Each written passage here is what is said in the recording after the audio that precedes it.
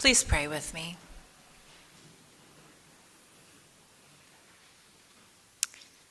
Oh God, quiet all the chatter, all the noise and the distractions and the worries of our hearts, and help us just to be here, to feel your presence with us, to feel our connection to community, to breathe in the peace that you give us. May your Spirit move in this time of worship. May my words be faithful to you. And may all of our hearts be open to the invitation of new life that comes through this season. In your holy name we pray. Amen.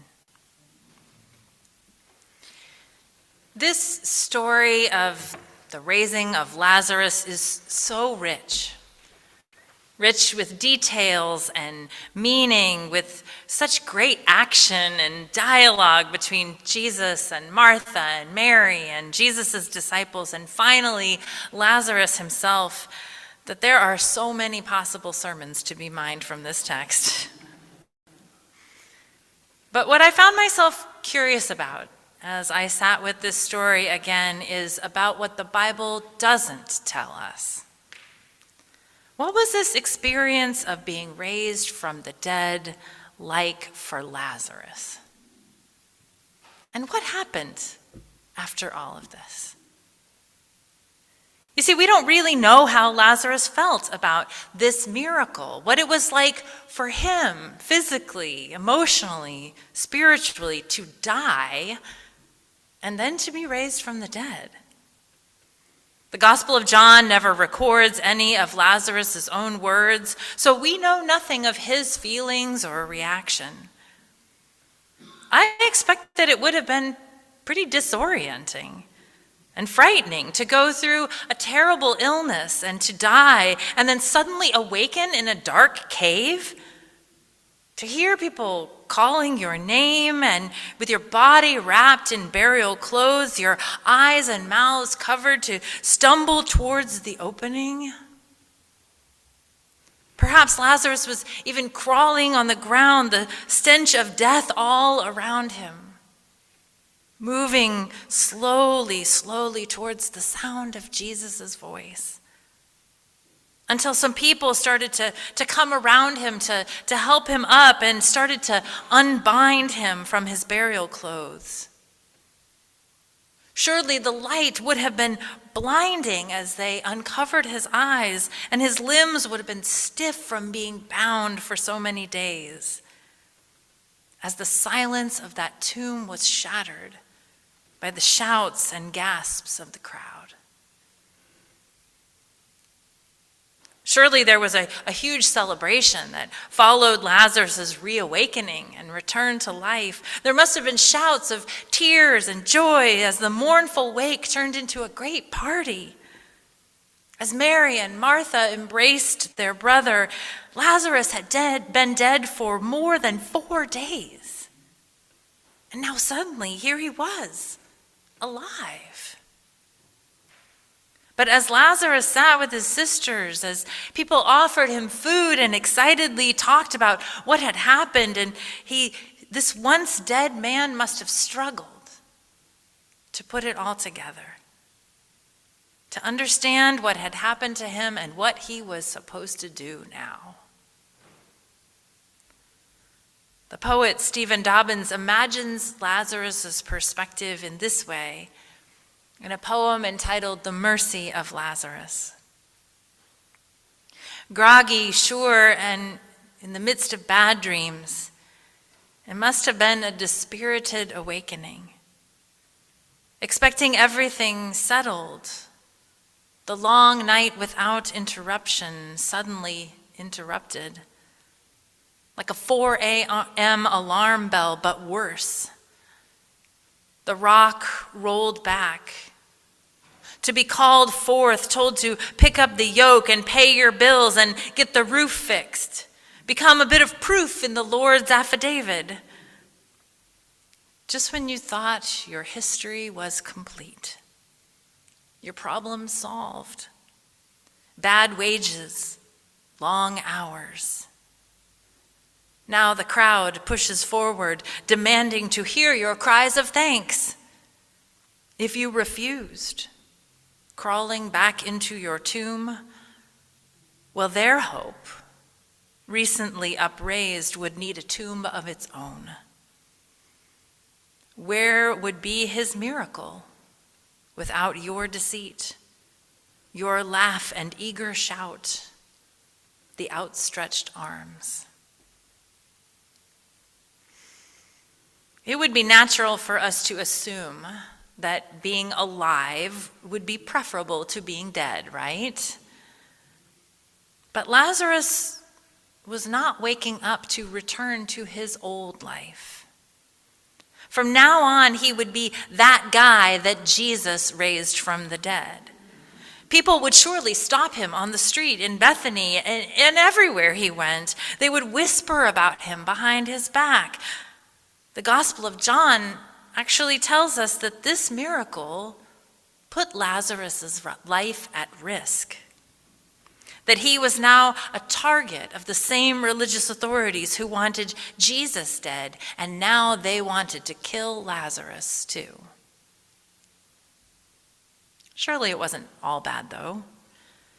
This experience of falling ill, of death, it could have given Lazarus a new perspective and boldness in living.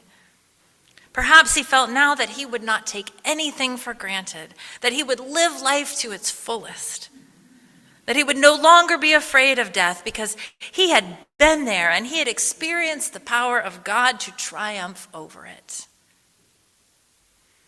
It reminds me of a man in Florida named Randy Schaefer. Randy was also always both fascinated by death and deeply afraid of it.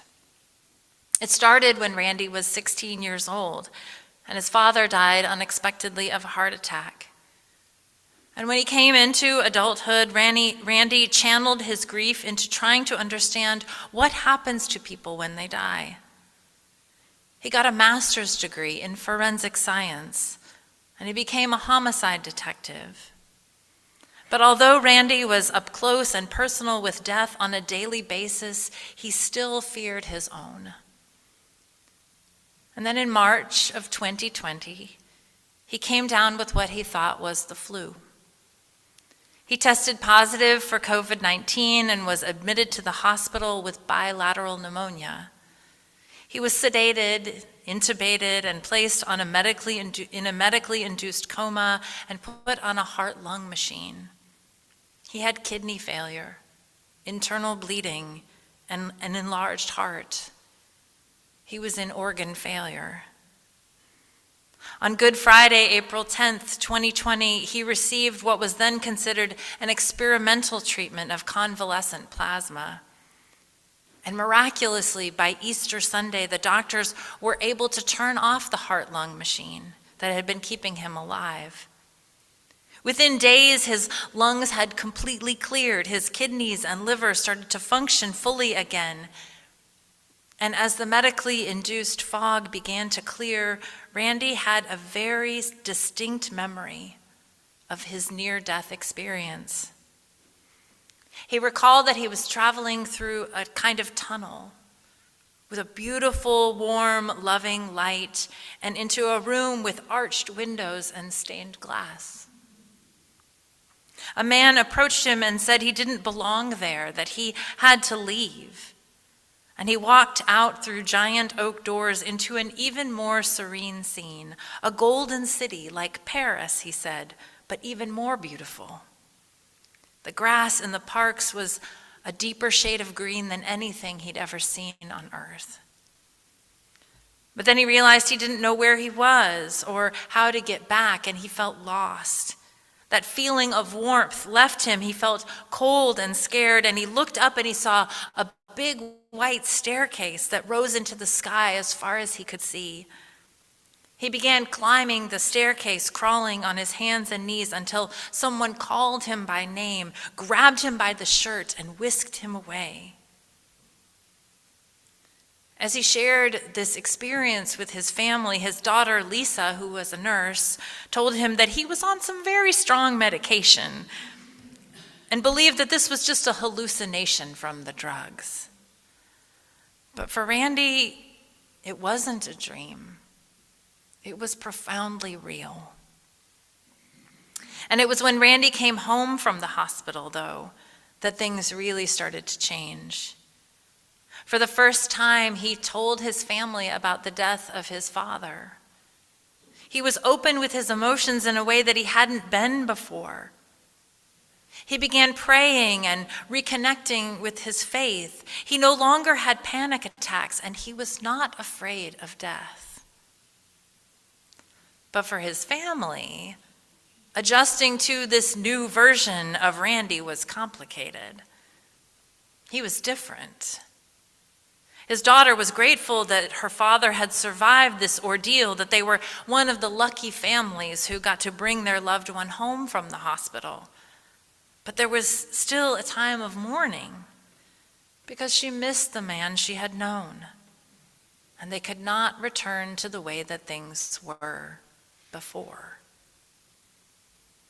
Dr. Bruce Greyson, Professor Emeritus of Psychiatry and Neurobehavioral Sciences at the University of Virginia, has been studying firsthand accounts of near-death experiences for nearly 50 years. He's been looking for patterns, and he says that the most significant part of a near-death experience is what comes after. Dr. Greyson says that in story after story of people who had a near-death experience, they could not go back to their old life. They could not go back to the same profession. He told stories of career police officers who, after a near-death experience, could not fire a gun. Of people in competitive business who no longer felt it was meaningful to try to get ahead at someone else's expense. He said these people often change their careers or make a dramatic lifestyle change, and it can be hard for the people around them, the people who love them, to accept this new version of a person so profoundly changed.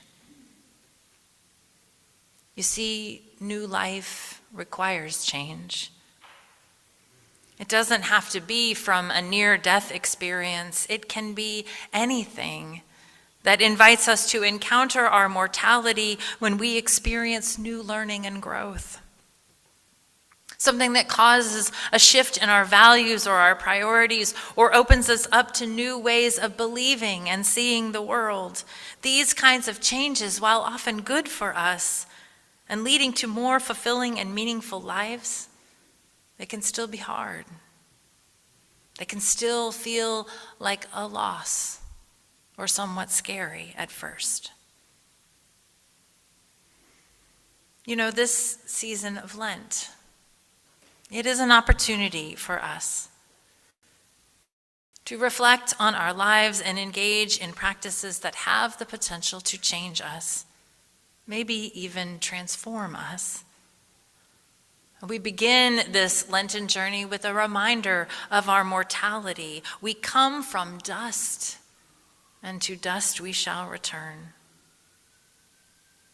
These are the words we say as we mark our bodies with ashes in the sign of a cross. It reminds us that change can be hard, and that is why we do not need it to be a solitary journey. We need people around us who can point us to the people we were and the people we are becoming, people who can support us and guide us in the midst of transition, people who love us, who can encourage us to reflect back as they see positive change in us, who are willing to do their own grieving and emotional work to accept us as we grow and change. As Lazarus emerged from the tomb, there were at least a few people who responded to Jesus' instruction to come and unbind him. A few people who were not afraid to come close to this man who had died, who stank, and to touch him, to peel away the cloth from his decomposing flesh, to remove the coverings over his eyes so that he could see, to remove what was over his nose and mouth so he could breathe again, to hold him up as he found his footing and was able to walk once more. I imagine that this community would have stayed with Lazarus and with Mary and Martha as they continued to try to understand what this miracle meant in their lives, how things had changed, and who they were now. They would have continued to unbind Lazarus, so that he was not just the man whom Jesus had raised from the dead, but they would help remind him of who he had always been and why his life mattered. This continued unbinding of Lazarus is almost as miraculous as his being raised from the dead, because it was the commitment to love and change and growth that all of them embodied that would lead to new life.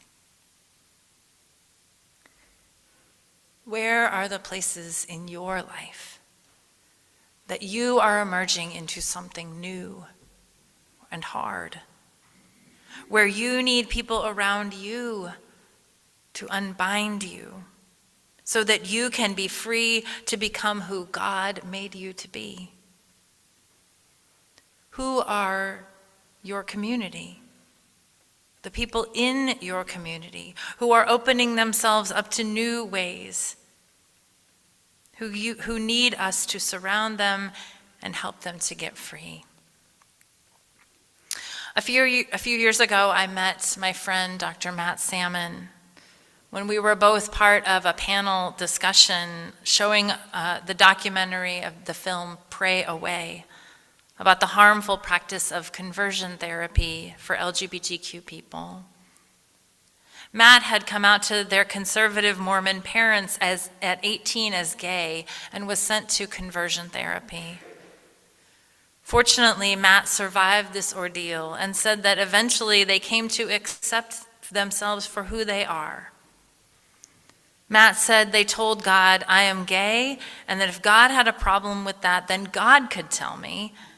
And so far, I haven't heard anything. Matt said that from that time onward, love became their higher power. But it was the community of queer folks and allies, the chosen family that survivors of conversion therapy surround themselves with, that helped him to heal from his trauma, the trauma of rejection by people they loved and trusted, who tried to change who they were. This was a feeling of unbinding that happened as people shared their stories of learning to love themselves, believing that they were perfect just as they are, that their sexuality or their gender identity was actually a gift and not something that needed to be changed. You see, beloved, this is what we do for one another. We remind each other of our sacred worth, of our belovedness as children of God. We hold one another through difficult life changes, and we help each other grow into the people that God would have us be. We take that risk when we hear Jesus calling to come out of whatever tombs we are in now, and to trust that there will be people there who will reach out and unbind us so that we may emerge to new life. May it be so.